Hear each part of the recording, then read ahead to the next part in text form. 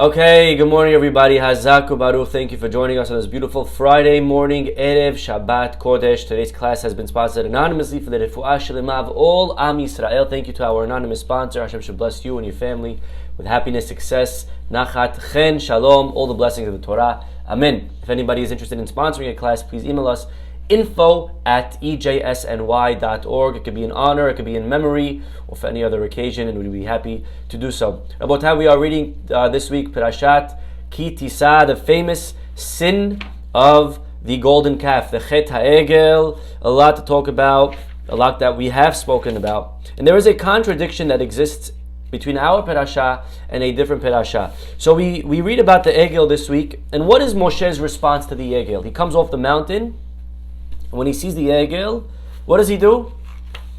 What does Moshe do when he sees the Jewish people worshipping the golden calf? The verse tells us in the beginning of our parasha, this is in chapter 32, pasuk 19. He comes down the mountain. Kasher karav el machane vayarat ha'egel. Moshe sees the Egel, he sees the dancing. What does he do? Vayichar af Moshe. Could somebody translate those words? Vayichar af Moshe.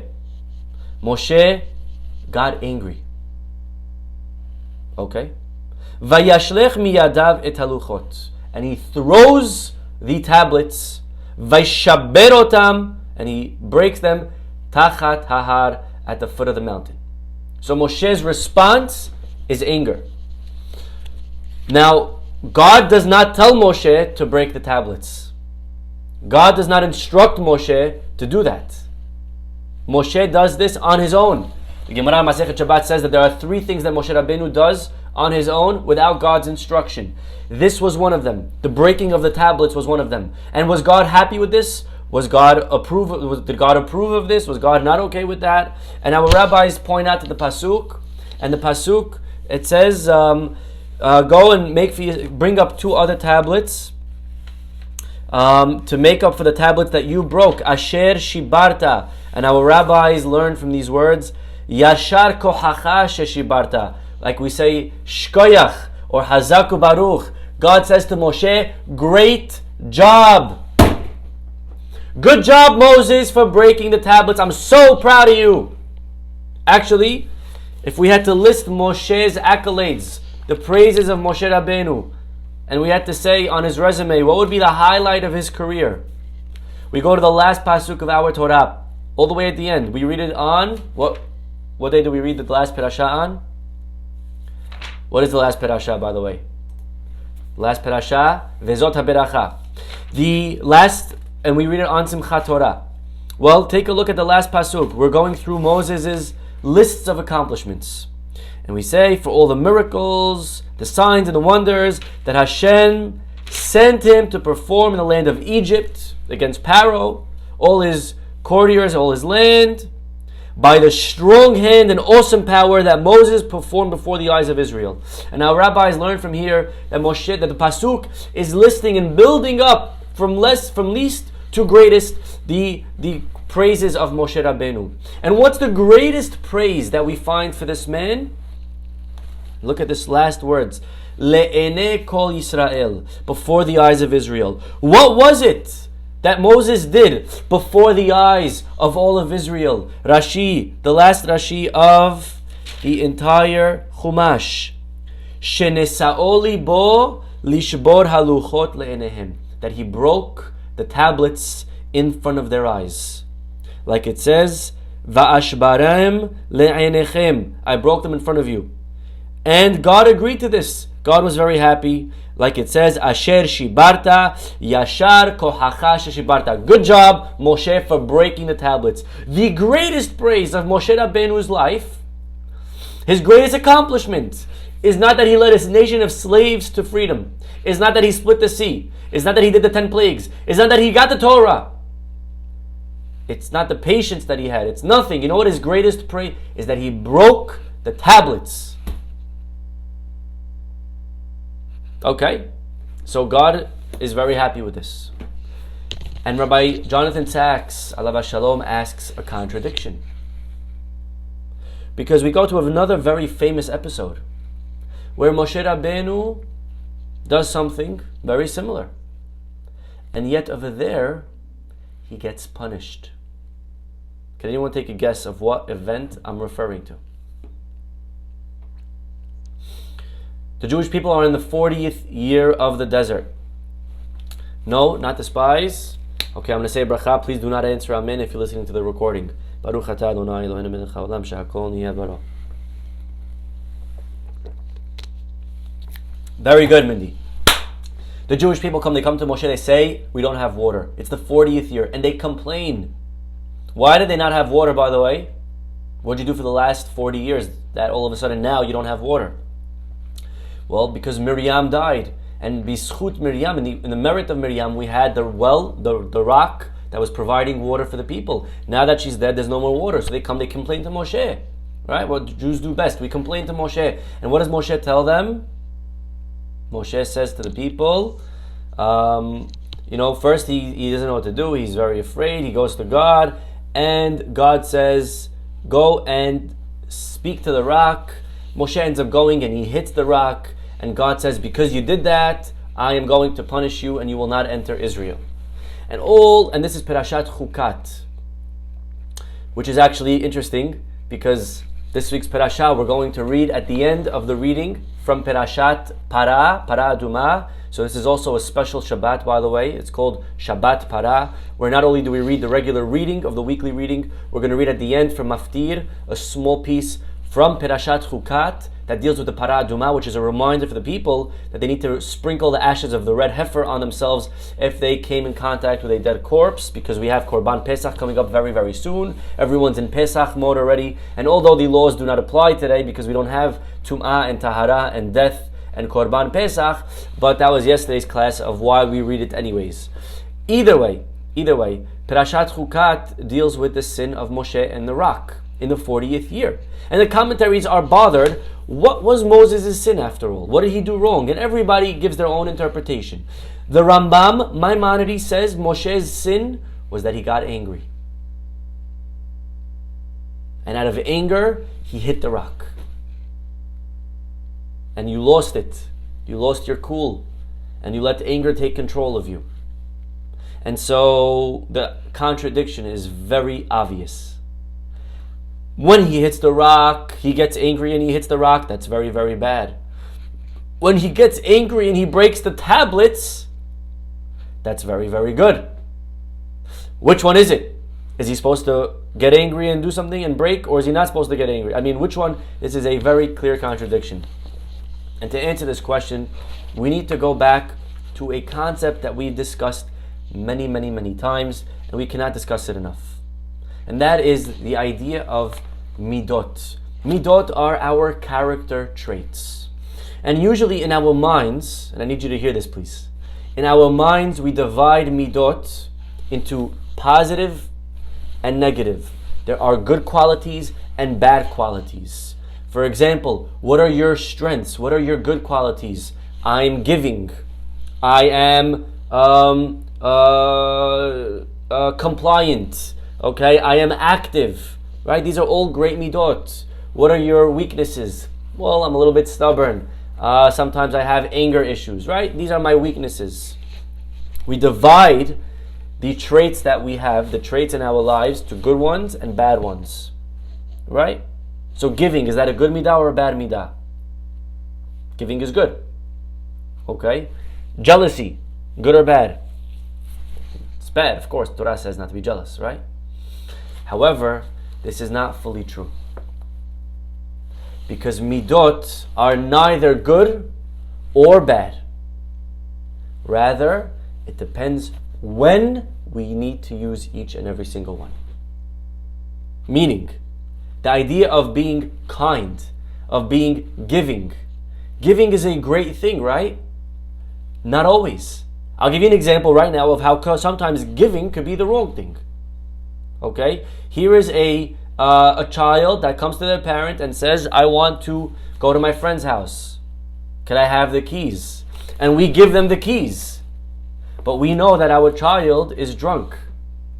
Or your friend is drunk and they want to walk out of their house. and they want to go drive home from a party, and we know that they shouldn't, and they say, give me my keys, and we're like, no, you're drunk. And they say, give me my keys now. Right? You know what? I want to be a good friend. I want to be nice. I'll give them the keys. And we all know that that's not being nice. Being nice at the wrong time is actually being cruel. If you see, I'll give you a very extreme example. If you see a terrorist that's going to kill somebody, and you have a gun, and you have the ability to stop them, but you start doubting yourself, and you say, I don't know, I don't want to kill people, I don't want to hurt people, I'm a nice guy. That is applying kindness for the wrong situation. That's a time that you should be very cruel. That's a time that you should actually use, right? Laziness. Laziness is bad. Laziness is bad. But sometimes laziness could be good. If the Yetzer Hara comes to you in the middle of the night and says, go do a certain sin, that is a great time that we should apply laziness and say, I don't know, I'm so tired, I'm just going to go to sleep. That is a perfect example of applying laziness at the right time. Right? But instead we do the opposite. He comes and he tells him in the middle of the night, let's go do something that's not so good. Say, yeah, let's go, baby! Right? Or when he says, there's a shiur tonight, go listen to a class. I don't know, I had a hard day, I'm so tired, I think I need a rest. Right? So we're applying laziness at the wrong times. Laziness is good depending on when we use it. That's why they are called midot. What does limdod mean in Hebrew? Limdod means to weigh out. Because every midah needs to be weighed when I apply it, when I don't. Jealousy. Is jealousy good or is jealousy bad? Well, what are you talking about, Rabbi? The Torah says, lo tachmod. That's true. But guess what? The rabbis come and they say, kinat sofrim tarbeh chokhmah. That there is a positive type of jealousy, and that is when I'm jealous because somebody has something that is worth emulating. They have a positive quality, they respect their parents beautifully, or they're so active in chesed, or they're so consistent in their minyan attendance, or they're so consistent in their learning. To be jealous of spirituality is a very healthy type of jealousy, and that's something that we should aspire for. We should be jealous that our friends are better Jews than us, that our friends are better children than us, our friends are better parents than us, our friends are better friends than us. I want to be that friend. I want to be like them. That's a kinat sofrim. That's good. Okay, these are spirituality. These are positive midot. These are things. So jealousy, even jealousy, and this concept we find. Where do we find? By the Avot. We know that Avraham was Ish HaChesed, the man of kindness. Kindness is great. Yitzchak was a man of discipline. Yaakov was a man of truth. These are all Jewish values. Kindness, truth. And yet, what we find is that each and every single character was tested most by needing to do the opposite of their nature. Look at Avraham. Avraham is the man of kindness. And what are his two main tests? Three of his almost all of his tests, they have one common denominator. Be cruel. Lech lecha. God says to Avraham, when he starts off his career, at the age of 75, leave your father, leave your parents, leave them at an old age, leave your family. Avraham was a successful entrepreneur. He was, this is my chance to give back to my parents. God says, Lech lecha, leave everyone. Don't take anyone with you. And leave them all. That's a cruel thing. Where's your kibur ava'im? You're going to leave your elderly parents to fend for themselves? That was the challenge of Avraham's Lech lecha. You're a nice guy, and I want you to learn to sometimes apply cruelty. Ishmael is a bad influence on Isaac, on Yitzchak. Sarah says, let's kick out Ishmael. Abraham's kindness kicks in. No way, I don't want to kick out my son Ishmael. God says to Abraham, listen to Sarah. Kick out your son into the desert. Talk about an act of cruelty. And Abraham has to do that.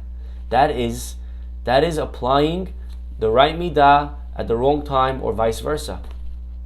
God says, take your son, your only son that you love, and I want you to sacrifice him. Akedat Yitzchak. Bring him up on the altar. Is there a greater act of cruelty?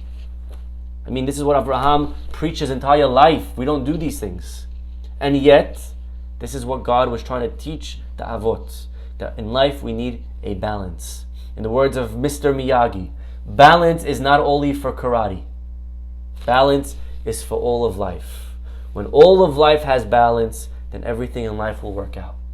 And we need to learn how to apply the different midot in the different stages. Yaakov Avinu, honesty. But he is tested by needing to lie, lying to his father to go in and take the blessings from Esav. Is that the wrong thing to do? No such thing as a wrong midah. It's the wrong midah at the wrong time or at the right time. If it's the right time, then it's the right midah. To lie in this situation seems like a bad thing to do. Rivka says to Yaakov, this is the right time to apply lying. When a patient is about to die and they don't look well and they don't feel well, and the doctor knows that the family is already informed, and he says, Doc, how do I look? How's it going to be? What's going to be my end? For the doctor to tell him the truth and to say, listen, you look like garbage and you're going to die within a few hours, is the wrong thing to tell him. But what do you mean is the truth? But truth is not about truth as far as the reality as it is. Truth is also sometimes about what needs to be said at each time, at each point in time. Right now, the right thing to say to the patient is, you look great. You're going to make it out of this. To give him the chizuk that he needs. Of course, I'm giving a very general example. There's always details and there's always exceptions, and each case is different. Don't take what I said, please, out of context. I'm just trying to give you an example of how sometimes a physician will need to lie to a patient, and it's the right thing to lie to them. And this is Yaakov Avinu. Yaakov Avinu was supposed to lie to his father. But that's what it means to apply midot, to learn how to weigh and balance each and every one. Well, one midah that we know that is a very bad midah to have is the midah of being stubborn. Stubborn, right? You're so stubborn. You never listen to anybody. Gosh, you always need to have everything your way, right? Everyone thinks the other one is stubborn. Raise your hand if you're stubborn. Right? Nobody. No one thinks they're stubborn. Okay. Baruch Hashem, we all think that we're very understanding, Rabbi. I'm very rational. It's just sometimes people need to, they push too much, but usually I'm I'm not a hot-headed person. I'm very compliant, right? Okay, beautiful. Ashrehem Yisrael. God bless us all. The idea of being a stubborn people finds itself in this week's parasha, where God says to Moshe, I am done with the Jews. Because they are a stiff-necked people. Ki am keshe'orefu. He says, I am done with the Jews. They're so stubborn, I cannot stand them anymore. Well, imagine you're hired to be the defense attorney for the Jewish people. How would you defend the Jews? They just got married to God on Har Sinai.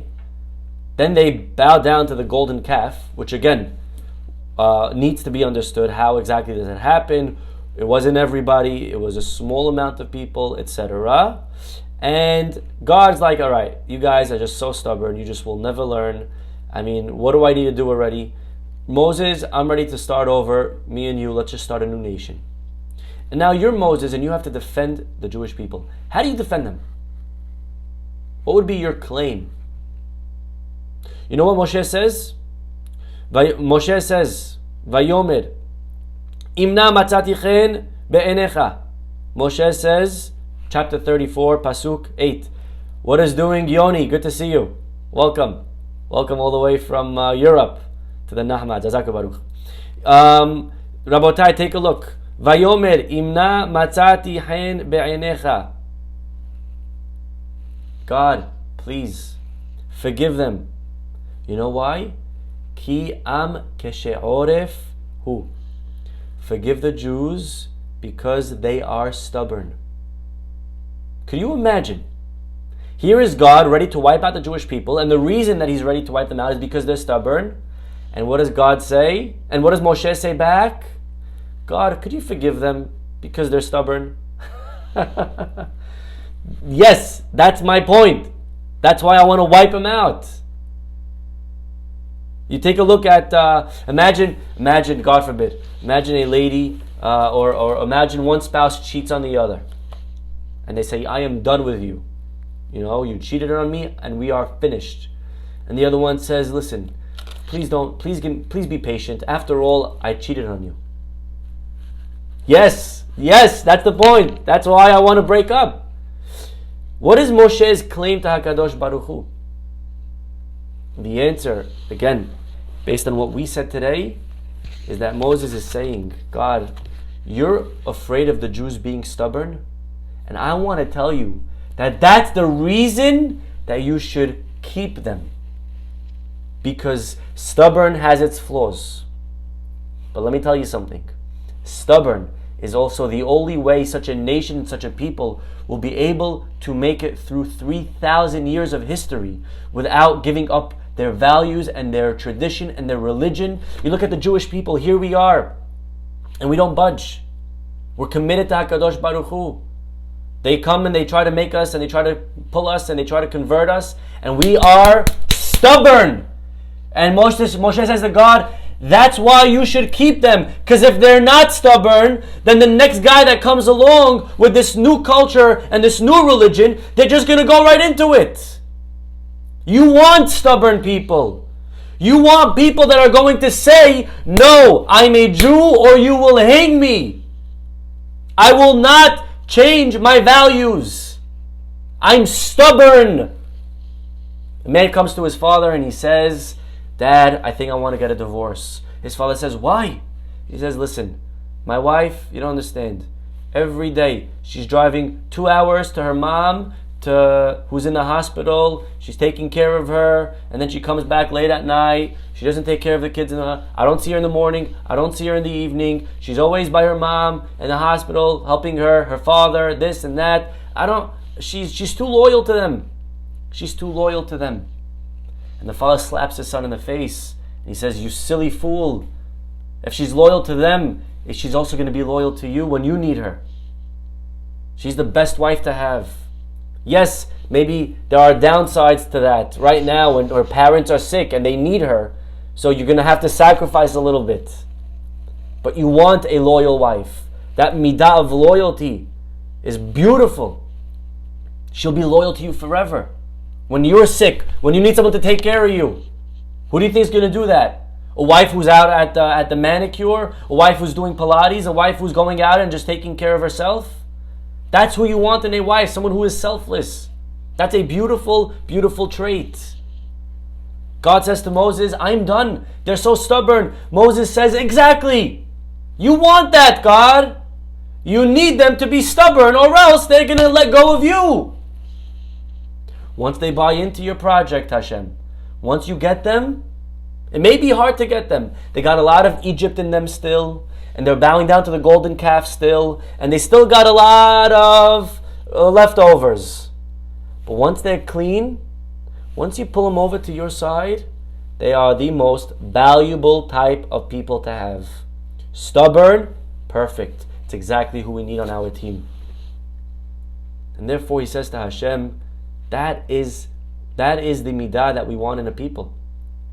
They will stick with you thick and thin. Hacham Ovadia Yosef, and we there are so many examples of this, but just to give you a couple. Rabbi Ovadia Yosef, alav shalom, when he started off his career as a rabbi, he became the rabbi. Anyone know where he started, in which country? He grew up in Israel, in Yerushalayim, under the famous Rabbi Ezra Atiyah, alav shalom. And where did his rabbi send him to be a rabbi? In which country? Anyone know? He sent him to Egypt. He went to Egypt. He became the rabbi in Egypt, the Egyptian community for the Jews in Egypt. And there was a certain shochet over there, a butcher, that was serving not kosher meat to the people. And Racham Ovadia found out about it, and he called him over and he said, listen, you gotta get a proper type of knife, and you gotta change the way you check for the lungs and the meat and everything. He said, no problem. And Racham Ovadia let him go, and then he checked on him a few weeks later, and he found again the guy doing the same exact thing, and he said, listen, you need to get a mashgiach and this and that. And the guy said, okay. And finally, after a few strikes, he caught him a few times, and Rav Ovadia told the man, he made an announcement that nobody's allowed to buy meat from this guy anymore. The guy had no choice but to leave Egypt, and he ran away. Well, Chacham Ovadia eventually ended his career in Egypt, and he moved back to Israel. He became the rabbi in Tel Aviv. And guess who was one of the butchers in Tel Aviv? The same guy from Egypt. And Chacham Ovadia looked into it, and he found out the guy did not change his ways. He was feeding now the people of Jerusalem not kosher meat.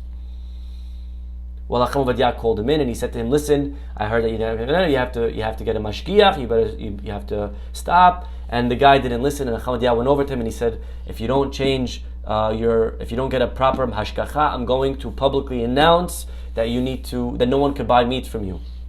A few days later, Chacham Ovadia was alone in his house, in his office, in his study, and this butcher, this shochet, walks into the home with a loaded gun. And he comes into Chacham Ovadia's office, and he pulls out the gun and he says, Rabbi, you took away my business in Egypt. You took away my business. You're trying to take it away over here in Israel. All I want to do is provide for my family. And if you don't leave me alone, Rabbi, you're going to regret it. And Chacham Ovadia, without batting an eyelash, calm, relaxed, he looks at the man and he says, Jews have been killed for thousands of years for halacha. I will not be different. If you want to kill me, kill me.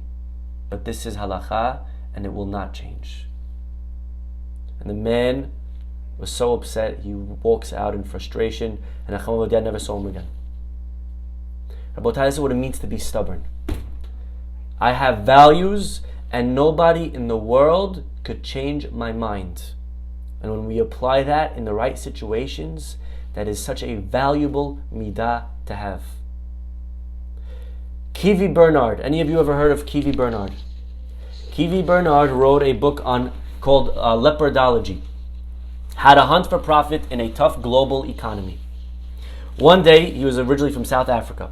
One day, Kivi Bernard, you can look up this story, it's true. One day, Kivi Bernard gets a phone call from the Speakers Bureau, and they want him to deliver the opening speech, to be the keynote speaker at a very huge business gathering, that there were going to be hundreds of vendors from Microsoft, and Bill Gates himself was going to be there. This, for even Kivi, was a huge deal. He says, great, I'll be happy to do it. What are the dates? They give him the date. He quickly looks at his calendar to make sure it's available, and he finds that the date that they wanted him to deliver the speech was a Shabbat. Kivi says, listen, I'm sorry, I can't do it. It's my Sabbath. The man says, listen, they're offering good money. He says, I'm sorry, it's my Sabbath. The man hangs up the phone. A few minutes later, he gets a phone call from one of the senior vice presidents of Microsoft itself. And the guy says, listen, we love your work, we read your book, we want you to deliver we want you to be the keynote speaker. We'll pay you whatever you want. And he threw double. He said, what do you need? How much? You want double? We'll pay you double. Triple? What do you want? Whatever you want. We'll send you the check. You fill it out. And Kivi Bernard says it's not about money, it's about Sabbath observance. I'm sorry, I cannot make it. Frustrated, he hangs up the phone, he slams the phone shut. A few minutes later, they call back, they say, okay, we pushed off the entire conference to Sunday. Kivi says, great, I'll do it for triple the money. Rabotai, he goes, he delivers his address, beautiful. A few months later, he gets a phone call from one of the senior vice presidents. He says, I want to tell you something. A few weeks ago, I was on a plane, private jet, with Bill Gates himself. And I was telling him about this Microsoft conference. And I was telling him that we wanted to get that you, Kivi Bernard, as our keynote speaker. And I told him about how, we called you and, you wouldn't do it because it was a Sabbath. And I mentioned to him that we offered you all kinds of crazy money and you wouldn't budge. You just would not budge. And Bill Gates responded, that's what happens when you have something that money can't buy. That's what happens when you have something that money cannot buy. We have values and we live by them, and money cannot budge them, and nothing in the world can budge them. And this is the beauty of Am Yisrael. We are a stubborn people. We will never budge right or left for the Torah. Of course, we follow the halakha, and when the halakha says that we budge, for example, sometimes you budge for Shabbat. As an example, if somebody on Shabbat is sick, then you need to budge and break Shabbat to call the ambulance. But this is the idea that Moshe is trying to convey to God, but more importantly to us, because God knows that concept. But Moshe is telling us that the stubbornness that we have could be so valuable when we use it the right way. To be able to develop within our conscious the value system that we are committed to Shabbat, we are committed to kosher, we are committed to chesed, we are committed to honor, all of these midot that we're committed to. And of course, applying balance when needed, even to those. But to remember that, you know what? I'm stubborn. O Yehudi o Tzaluv. I'm a Jew or hang me. But I will never give up my Judaism. I'll never give up that I marry a Jew. No matter how beautiful the other person is, no matter how much money they have, no matter how much they say they'll appreciate and they'll respect my values. Doesn't matter. I have values, and these are them, and we don't budge for them. I'm stubborn. To be stubborn sometimes can be the most beautiful thing in the world. This is the idea of balance, of midot, and knowing when to use them. Sometimes stubborn could be very, very bad, and sometimes stubborn could be very, very good. Rabotai, this is true with all midot. But there's one midah that the Rambam says that we should never be in the middle. Does anyone know what that one midah is? One midah to not be in the middle. You could never have this midah. There's never a right time to have this one midah. Which one is it? It's the midah of anger. Okay, of ka'as. One can never get angry. There's never a time that we're allowed to be angry. However, even ga'ava, a slight amount, once in a while, arrogance, a little bit, once in a while. Anger, the Rambam says, never. This is in Halachot Eot, chapter 2, Halacha 3. The Rambam, though, continues and says, however, listen to this very important qualification. If one wants to instill reverence in his children and family, or in public, if he is the head of the community, and his desire is to show them his anger so as to bring them back to the good, he should appear to be angry with them so as to reprove them, but he must inwardly remain calm as if he were acting the part of an angry man, but in reality he is not angry at all. The Rambam says if we're at a situation in life that we need to instill anger into, that we need to wake people up. My child's doing something wrong, my community is doing something wrong, my friend's doing something wrong, and I need to apply anger. Use anger, but don't let anger use you. Inside, be very calm. My child did something wrong. They deserve punishment. They ran into the street. Beautiful. Show them that you're angry. But deep down, we can never get angry at all. We're like actors.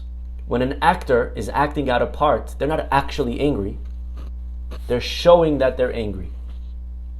The Rambam says, Show your children that you're angry with them. And again, this should not be used often. But once in a while, when something extreme was done and I need to wake them up, I could show anger, but not be angry. If that's the case, Rabotai, it comes out something that is very, very remarkable. Because the Rambam is telling us that we're allowed to sometimes show anger. Well, when is that time? Obviously, I have to use my judgment, but Rabbi Jonathan Sachs says, when the Jewish people commit the sin of the golden calf, when they're worshipping another god, that's a fair time to show anger. That's okay. But when the people are asking for water, maybe they're not asking the right way, but overall they're asking for water. That's a good thing. Then that's a time to comply. That's not a time to show anger. Moshe comes off the mountain. He sees them bowing to the golden calf. Moshe realizes this is a time that I need to show anger. And Moshe takes the tablets, and inside, he wasn't angry. Inside, he loved them. He prayed for them. But he realized that he has to wake them up. He's got to shock them. And he breaks the tablets le'enehem, in front of them. You know, if Moshe got angry, he would have broken the tablets up there. Why did he bring the tablets down to only break them on the bottom? We asked this question a few days ago in the class. We gave a few answers, but one of the answers, according to this, maybe the answer is Moshe felt, I'm not breaking the tablets because of anger. I need to break them in front of them. They need to see that. They need to wake up. I have to shock them out of this horrible dream that they're in, that they think it's okay to do this. I got to show them. This is the idea of breaking the tablets le'eneh kol Yisrael, to the eyes of all of the people. And when he breaks them, when he does that, they wake up. They snap out of it. It's like a slap in the face. What are you doing? He breaks the tablets in front of them, they wake up. But when it comes to the hitting of the rock, over there, Moshe a little bit, not just showed anger, a little bit he let anger get to him. He got angry. Never could we get angry. Anger is one of the midot that we can never have. Rather, we take it and we show it, we use it whenever needed. Rabbi Jonathan Sachs brings a story that when he was younger, there was a time, and I'm going to read to you from what he writes in his Perashah book. The book is called Judaism's Life-Changing Ideas. Amazing if you're looking for a nice book on the Perashah. Rabbi Jonathan Sachs says, there was a time when I smoked a pipe. It was the wrong thing to do and I knew it. There is a mitzvah to take care of your health, and smoking harms you badly in multiple ways. Yet there is such a thing as an addiction, and it could be very hard to cure even when you are fully aware of how badly you are injuring yourself and others. For years I tried to give it up and repeatedly failed, until someone I respected greatly became angry with me. It was a cool anger, but I felt it like a slap in the face. And it cured me. The shock was so great that I stopped and never smoked again. One moment that a person showed Rabbi Sachs anger, someone that he respected, someone that he admired, showed him anger. Don't smoke. That's not what you should be doing. And he said it was like a slap in the face. The experience of being on the receiving end of someone's anger changed my life, and it saved my life for many years. Rabotai, this was obviously a very difficult recovery, right? And when we receive, when somebody who clearly cares for us gets angry with us, not because they disagree with us, but simply because they care about us, when they see that we're doing harm for ourselves, it can change us in a way that very few things do, that very few things can. So, Rabotai, this is the idea of balance. This is the idea of Moshe Rabbeinu, and sometimes getting angry. Getting angry is never warranted, but sometimes we should show anger. At the right time, the right place. When Moshe Rabbeinu comes off the mountain and he sees the Jews bowing down to the Egel, that's the right time to show anger. When the Jewish people are asking for water, maybe that's not the best time to show them that you're angry. Over there, Moshe Rabbeinu should have maybe just understood that they're thirsty. And for us, the message is, again, to know when to apply this Middah of anger, to know when to apply all the Midot. Because balance is not only for karate, balance is for all of life. I want to wish you all, from the bottom of my heart, a Shabbat Shalom. Love you all, and hope you have an amazing, amazing, amazing Shabbat this week and every week. Let us use this Shabbat to uplift ourselves, to recharge ourselves spiritually, Be'ezat Hashem. Enjoy, and we'll see you all next week. Shabbat Shalom.